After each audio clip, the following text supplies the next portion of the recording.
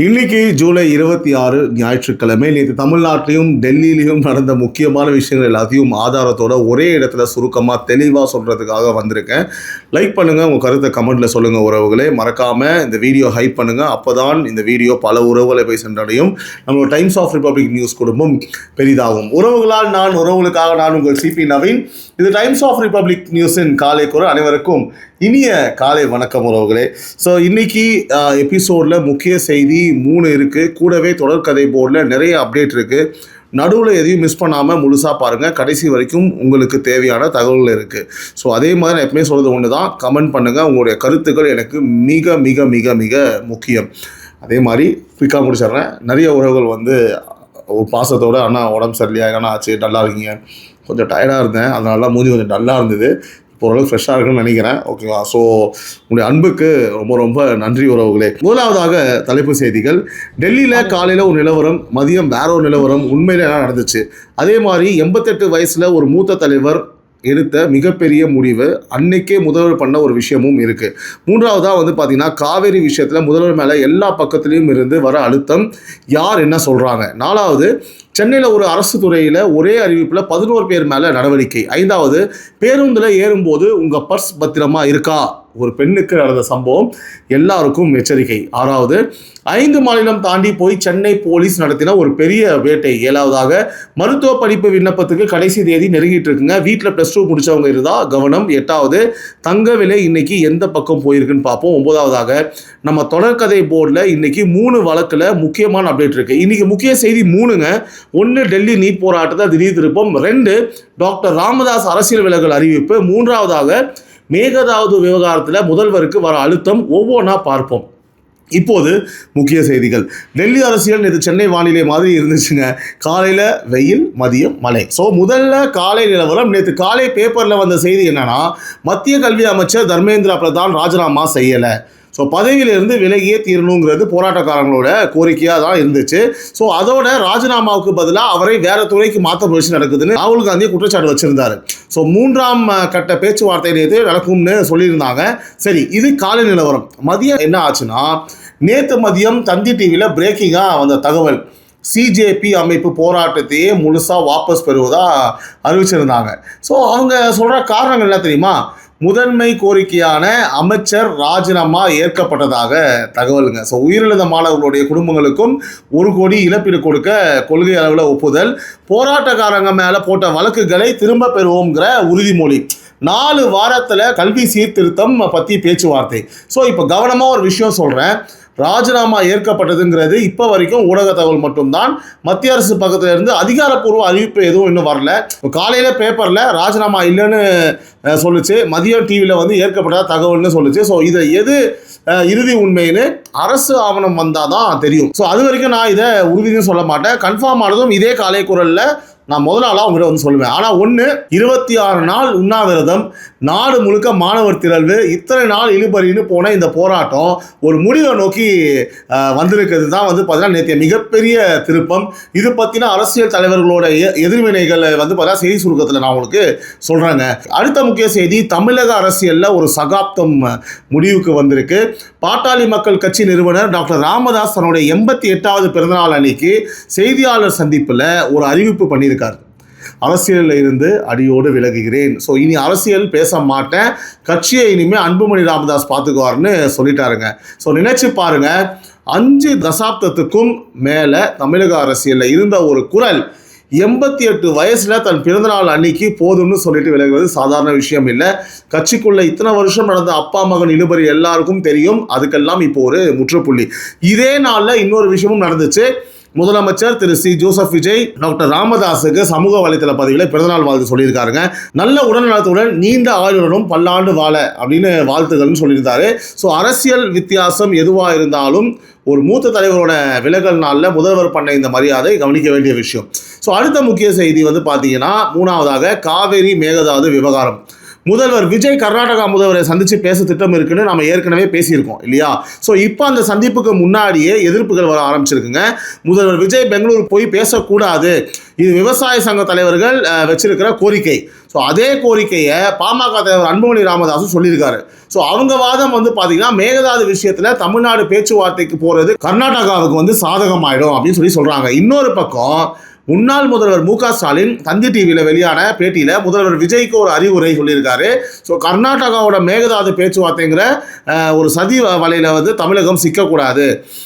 தான் முதல்வராக இருந்தப்போ கர்நாடகா அழைப்பையே நிராகரிச்சதா வந்து சொல்லியிருக்காரு.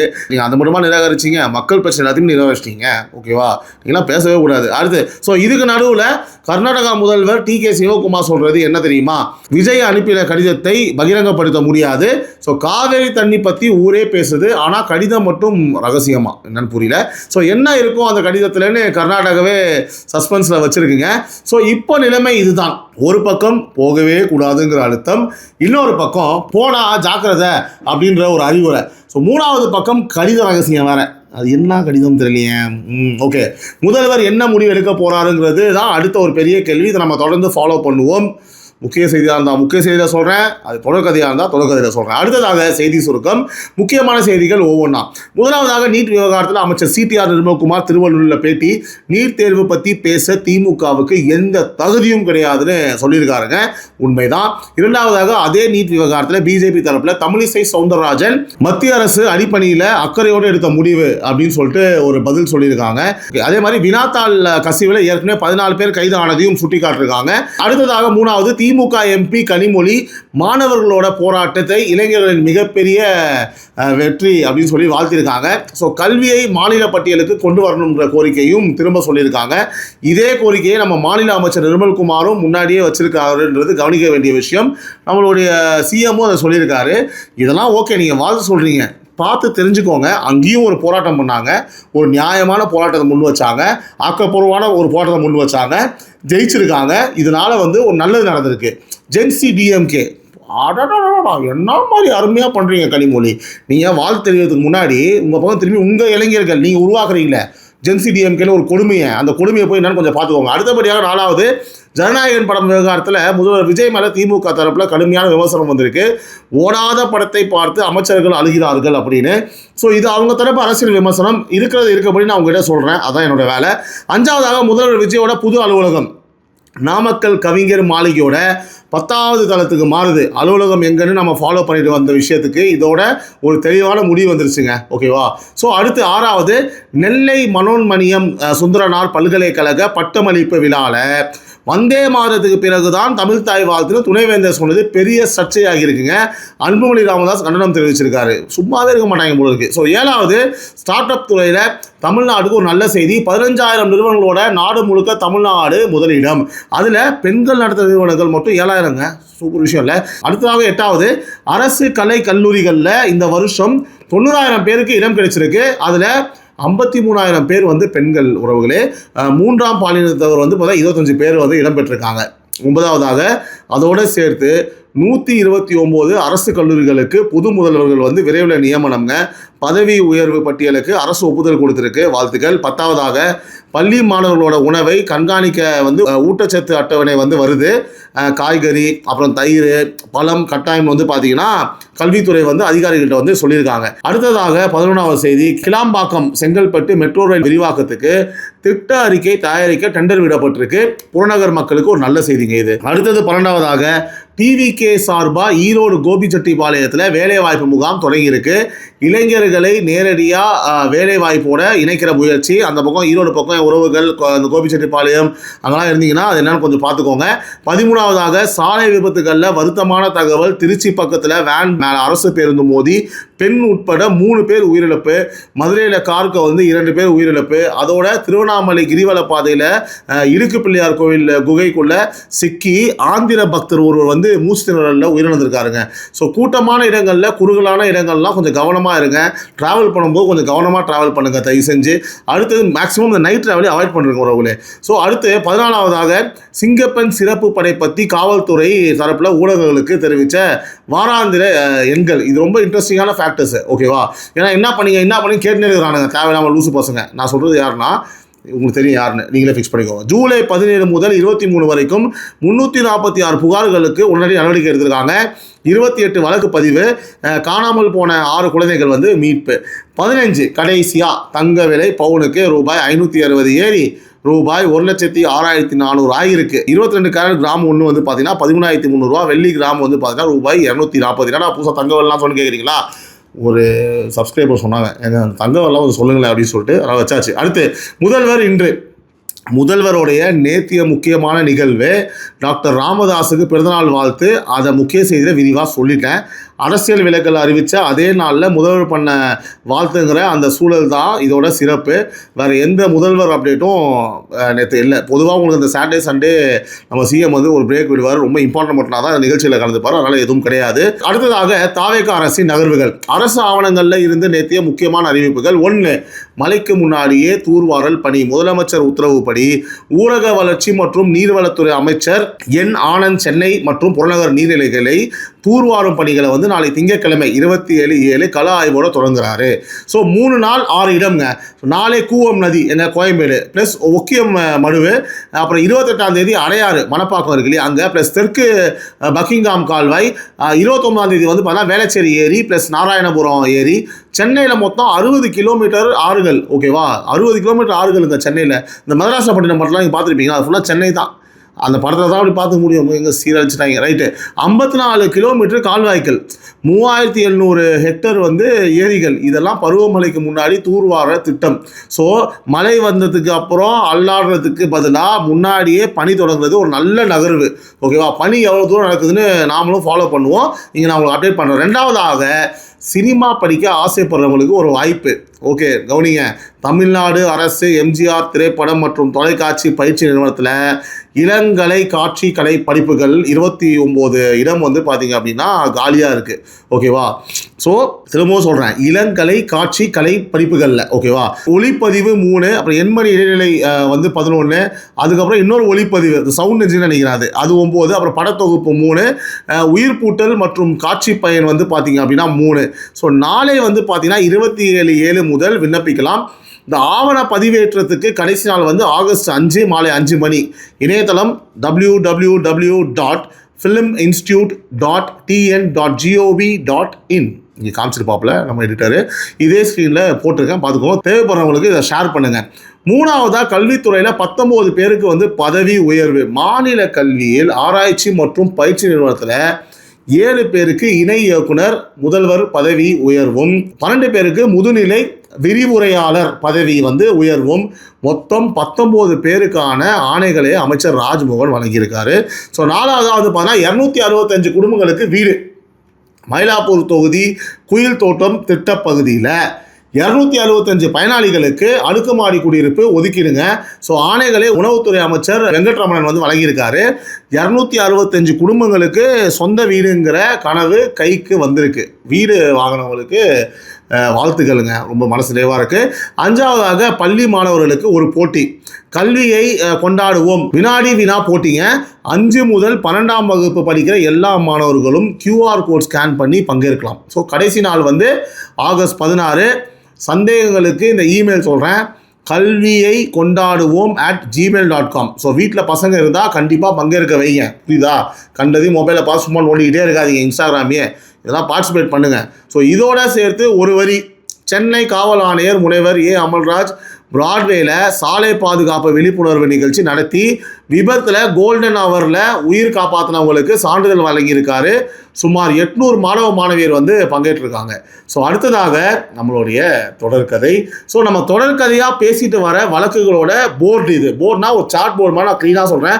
இது ரொம்ப ரொம்ப முக்கியமான செக்மெண்ட்டு. இன்றைக்கி 3 வழக்கில் அப்டேட் இருக்குது. ஸோ மீது வழக்குகள்லாம் வந்து அப்டேட் கிடையாது. ஆனால் எதையும் நான் மறக்கலை. ஸோ ஒவ்வொன்றா நான் சொல்கிறேன்.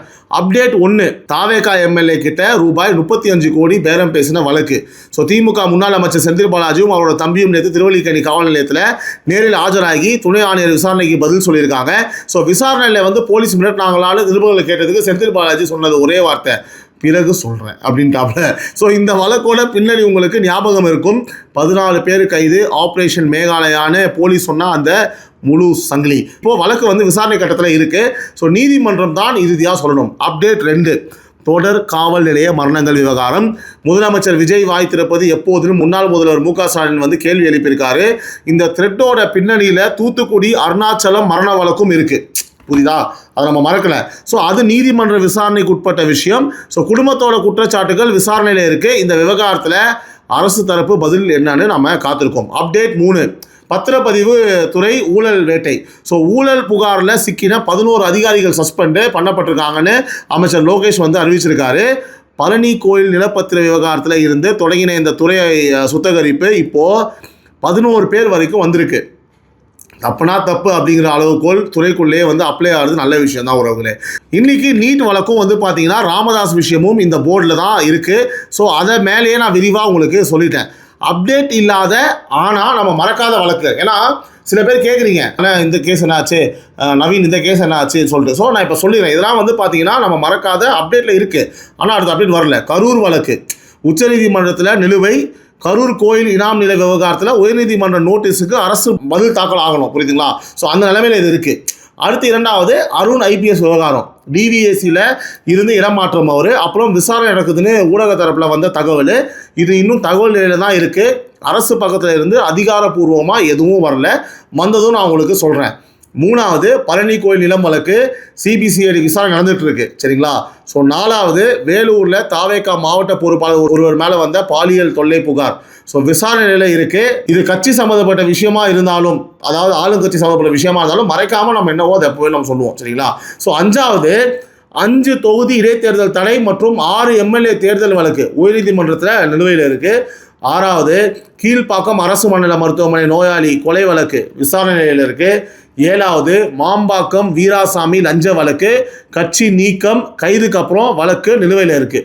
ஸோ இந்த போர்டில் இருக்கிற எதிரையாவது அப்டேட் வந்தால் அன்னைக்கே காலையில் வந்து காலையில் குரல் நிகழ்ச்சியில் நம்ம தொடர்கதையை இதை பற்றி பேசுவோம். இப்போ நீங்கள் என்ன பண்ணுங்க தெரியுமா உறவுகளே?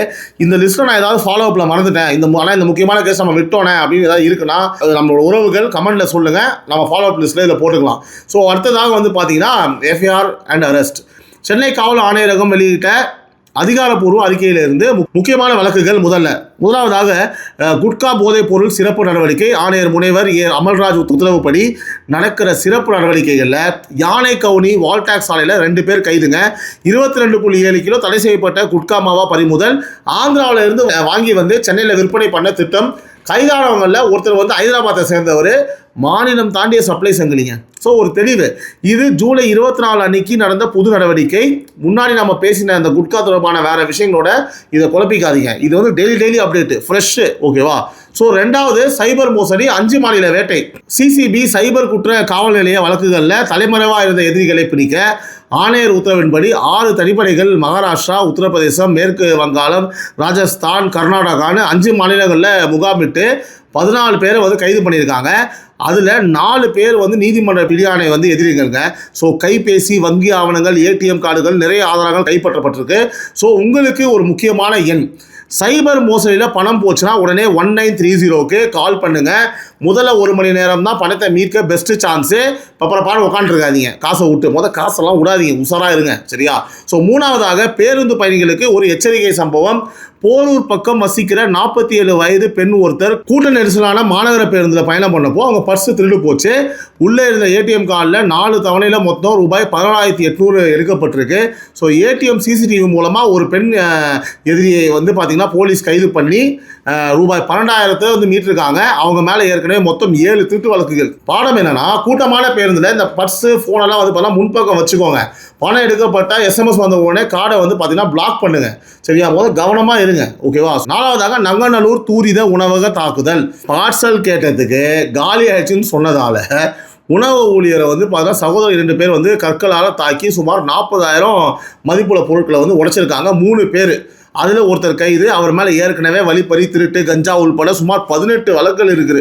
ஸோ இந்த சரித்திர பதிவேடு குற்றவாளிவன். புரியுதா? ஸோ மற்ற 2 பேரும் தேர்தலில் இருக்குது. நான் ஏற்கனவே சொல்லிட்டு இருந்தேன் உறவுகளே, காவல் ஆணையருக்கு ஒரு வேண்டுகோள் இந்த நிகழ்ச்சி மூலிமா நீங்கள் நல்லா நோட் பண்ணுங்கள். இந்த சரித்திர பதிவேடு இருக்குது இல்லையா, இவங்க மேலே ஸ்ட்ராங்காக போடுங்க. ஏன்னா அந்த குற்றங்கள் எல்லாமே நம்ம படிக்கும் போது ஏற்கனவே 12 கேஸு, 10 கேஸு, 8 கேஸு இருக்கவன் தான் எல்லா கருமதியும் பண்ணுறான். அதனால் தயவு செஞ்சு நல்லா ஸ்ட்ராங்காக போடுங்க. கோர்ட்டும் தயவு செஞ்சு என்னன்னா ஒரு 10 வருஷத்துக்குள்ளே விட்டு வச்சுக்கோங்கன்றேன், பிரச்சனையே இருக்காது. ஸோ அடுத்ததாக 5வது, சீரார் கிட்ட ஜேசிபி கொடுத்த உரிமையாக கைது. ஸோ கோட்டூர்புரம் சர்தார் பட்டேல் சாலையில் கல்லூரி மாணவர் உலகாதிபதி வயது 21 இருசக்கர வாகனத்தில் போனப்போ பின்னாடி வந்த ஜேசிபி உரசி விழுந்து சக்கரம் ஏறி சம்பவ இடத்திலேயே உயிரிழந்துட்டாருங்க. ஸோ அந்த ஜேசிபியை ஓட்டினது ஒரு சிறார். ஸோ கனரக வாகனத்தை பயிற்சி பெற்ற ஓட்டுநர்கள் தான் ஓட்டணும்னு தெரிஞ்சோம். சிறார்கிட்ட கொடுத்து வாகன உரிமையாளர் கைதாகி வந்து சிறையில் இருக்காரு. ஸோ வாகன உரிமையாளர்களுக்கு இது ஒரு தெளிவான எச்சரிக்கை. லைசன்ஸ் இல்லாதவங்க கிட்ட, குறிப்பாக சிறார்கிட்ட வண்டி கொடுத்தா நடக்கிற எதுக்கும் நீங்கள் தான் பொறுப்பு. அதோட தாண்டி உயிர் போச்சுன்னா எவன்டா பொறுப்பு? இதை கேட்குறேன். தயவு செஞ்சு இதெல்லாம் பண்ணாதீங்க. அடுத்தபடியாக மீதி வழக்குகள் சுருக்கமாக சொல்லிடுறேன். பாலியல் தொந்தரவு வழக்கில் கைது 1, நீதிமன்ற பிடியாணை எதிரி கைது 1, மாணவி செல்போன் பதிப்பு வழக்கில் கைது 1, செல்போனு மீட்புங்க. ஸோ சீல் வைக்கப்பட்ட வீட்டில் திருட்டு வழக்கில் 2 கைது. அதே மாதிரி பிளாட்ஃபார்ம் தகராறு தாக்குதல் வழக்கில் கைது 1, மெட்ரோ பணி இரும்பு ராடு திருட்டில் கைது 2. எல்லா வழக்குகளையும் குற்றம் நிரூபணம் ஆகிறது நீதிமன்றத்தோட வேலை தான். நான் எப்பவுமே சொல்கிறது, இது வந்து இப்போதைக்கு குற்றம் FIR. So confirmation only on the court. அடுத்தபடியாக மக்கள் கோரிக்கை. முதல்ல உங்களுக்கு தேவைப்படக்கூடிய 3 தகவல். 1, சித்தா, ஆயுர்வேதா, யுனானி, ஹோமியோபதி, யோகா, இயற்கை மருத்துவ பட்டப்படிப்பு சேர்க்கைக்கு விண்ணப்பிக்க கடைசி நாள் ஜூலை 31 மாலை 5 மணி.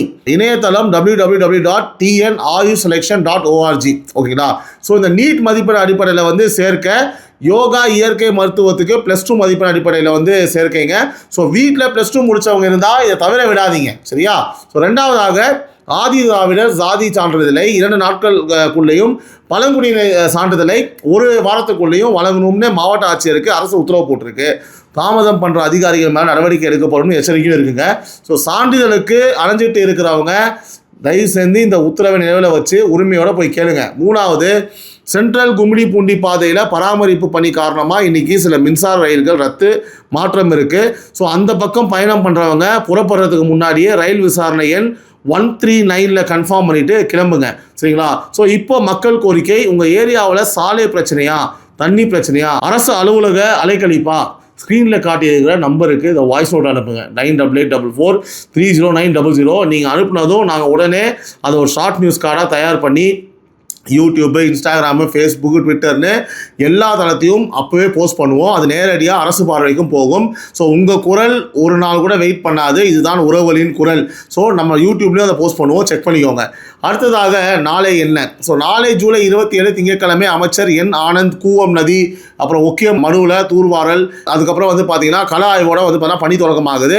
அதே நாளில் எம்ஜிஆர் திரைப்பட நிறுவனம் விண்ணப்பமும் தொடங்குது. ஸோ அடுத்ததாக உறவுகளே வேற என்ன, நம்ம குடும்ப பேச்சு தான்.